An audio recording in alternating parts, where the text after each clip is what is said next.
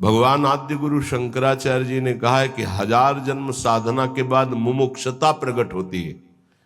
शास्त्र जन्म जब साधना हो तब मैं मुक्त होना चाहता हूं, ऐसी इच्छा प्रकट होती है।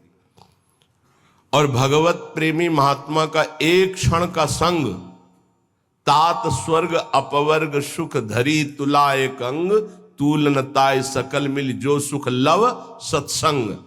अगर रसिक संत का संग मिल जाए तो मुमुक्षता नहीं, मोक्ष सुख भी एक पलड़े में रखा जाए, एक पलड़े में सत्संग का सुख, तो बोले मोक्ष हल्का हो जाता है। क्योंकि सत्संग से सीधे प्रेम की प्राप्ति होती है, आत्मरति प्रभु रति। रसिक महापुरुष का हृदय हर समय आनंद की उफान में रहता है। जब आनंद की कमी होती तो दूसरों से सुख लेने की वासना जागृत होती है। जब आनंद की उफान होती तो दूसरों को सुख देने की भावना जागृत होती, जिसे तत्सुख भाव कहते हैं। ये रसिकों में सिद्ध है। ये तत्सुख भाव, सुख देवे को चाव चित सबसो हित निष्काम, या सुधर्म हरिवंश को नाम गिरा विश्राम। जो निरंतर नाम और वाणी में रत हैं, ऐसे रसिकों के हृदय में करुणा आनंद की उफान आती रहती है। तो कोई चाहे जितना पतित हो या पुण्यात्मा हो, दरिद्र हो या महाराजा हो, विद्वान हो या मूर्ख हो, सबको परम प्रेम प्रदान करने की सामर्थ्य रसिक सदगुरुदेव के चरणों में है। तो जो अपने मोह का छेदन कराना चाहता है, वो गुरुदेव के चरणों का आश्रय लेकर उनकी आज्ञा के अनुसार चले। गुरुदेव कैसे? बोले गुरु निगम गिरास, जो शास्त्र मर्यादा से सिद्ध हुए हैं। मनमानी आचरण करने वाला, शास्त्र विरुद्ध आचरण करने वाला साधक नहीं होता, फिर सिद्ध कैसे हो सकता है? सिद्धों में कुछ दिव्यताएं होती हैं जो समझ के परे होती हैं। वो हमारी मानुषिक बुद्धि नहीं है। वो दैवी संपदा का सिद्ध महापुरुष, उसकी कुछ ऐसी चेष्टाएं हो सकती हैं जो बालवत या पागलवत दिखाई दे सकती है, लेकिन बहुत ऊंचे में है, जहां कोई कर्म छू नहीं सकता, जहां कोई विषय स्पर्श नहीं कर सकता, जहां किसी भी तरह के बंधन का कोई भी हेतु नहीं रह गया है, वो ऐसी स्थिति होती है।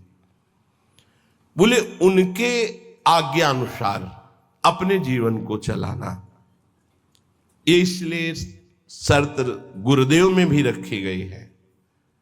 तस्मात् शास्त्रम प्रमाणम ते। कोई भी ऐसा साधक नहीं जो सिद्धावस्था की तरफ गति कर रहा हो, शास्त्र विरुद्ध आचरण करके सिद्ध हो जाए, असंभव। तो फिर गुरुदेव कैसे ऐसे हो सकते हैं? ये इसलिए शर्त रखी गई कि प्रायः हम जहां किसी की बड़ाई सुनते हैं, थोड़ी बात सुनते हैं, हम गुरु बना लेते हैं। नहीं बनाना चाहिए। गुरु बनाने के लिए बहुत रुकना चाहिए। वर्ष 2 वर्ष कम से कम सत्संग सुनो। किसी और से नहीं, अपने हृदय से जांचो, किसी और से नहीं। क्योंकि और की मति किस कोटि की है, वो आपकी बुद्धि को भ्रष्ट भी कर सकती है, आपकी बुद्धि को फंसा भी सकती है। कैसे?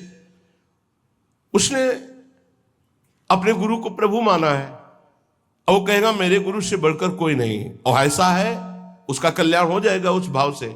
लेकिन आप बौद्धिक स्तर के तर्क भी करने वाले हैं, तो आप अपनी बुद्धि से गुरु को पहचानिए।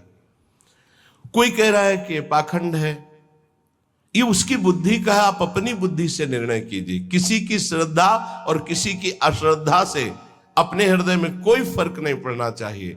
स्वयं निर्णय करना चाहिए भगवान को साक्षी करके कि हे प्रभु सच्चिदानंद, आप मेरे हृदय को जानते हैं और सामने बैठे हुए हृदय को जानते हैं, तो नाथ मेरे सदगुरुदेव के रूप में आप कहाँ हैं, कौन हैं, मुझे परिचय दीजिए, तो प्रभु आपका संबंध करा देंगे। अभी एकांतिक में एक भक्त ने प्रश्न किया, बोले आपके प्रवचन सुनते हैं तो एकदम विरुद्ध गुरुजी के वचन लगते हैं, गुरुजी के वचन जब सुनते हैं तो आपके विरुद्ध लगते हैं, तो हम कहा निर्णय करो आप कि किसके वचन सत्य हैं। तो बोले जब इधर का सत्संग हम सुनते हैं तो लगता है नहीं, जीवन का लक्ष्य भगवत प्राप्ति तो गुरु पे श्रद्धा होती है, मुझे क्या करना चाहिए। साधक फंस जाता है, उसको लगता है, वो खुद बोला, मुझको लगता है यदि मैं शास्त्र विरुद्ध चलता हूं तो जीवन बर्बाद होता है गुरु की बात मान के, और यदि आपकी बात मानता हूं तो गुरु का अपराध लगता है, क्या करूं। नहीं, डरने की जरूरत नहीं। गुरु बलि तजेऊ कंत ब्रज बनितन भे मुद मंगलकारी। गोस्वामी तुलसीदास जी बड़े सिद्ध महापुरुष हैं। भे मुद मंगल, वो स्वयं मंगल नहीं, दूसरों का मंगल करने वाले बन गए। भगवत प्राप्ति नहीं तो जीवन का लक्ष्य क्या है? क्या लक्ष्य है? केवल विविध प्रकार के भोग विलासता पूर्ण संसार को सत्य मानकर भोगना? नहीं नहीं नहीं, बिल्कुल भुलावा, बिल्कुल भुलावा। हमें भूल भुलैया में नहीं फंसना। कभी कभी माया के पार्षद भगवान के पार्षद का रूप रख करके आते हैं, हमें ठग करके भूल भुलैया में लगा देते हैं। नहीं, सदगुरु भगवान श्री कृष्णचंद्र जो हैं, हम उनसे प्रार्थना करें कि यदि प्रगट में गुरुदेव की जरूरत है तो आप मुझे बताओ कहां प्रकाशित हो, या तो उनसे मुझे मिला दो या उनको मेरे पास भेज दो। यदि जरूरत है तो आप ये व्यवस्था करो, मैं तो आपको गुरु मानता हूं, बस निहाल हो जाओगे, हमारी बात मान लो।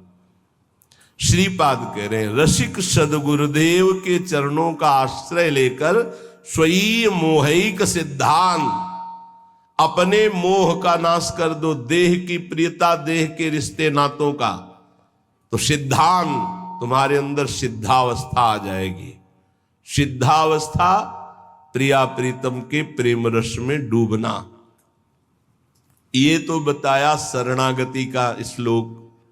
आप पापात्मा हो, पुण्यात्मा हो, दरिद्र हो, राजा हो, विद्वान हो, मूर्ख हो, कोई भी हो, निश्चित तुम्हें भगवत प्राप्ति हो जाएगी यदि वृंदावन में विराजमान रसिक सिद्ध संत का आश्रय ले लो, गुरुदेव का।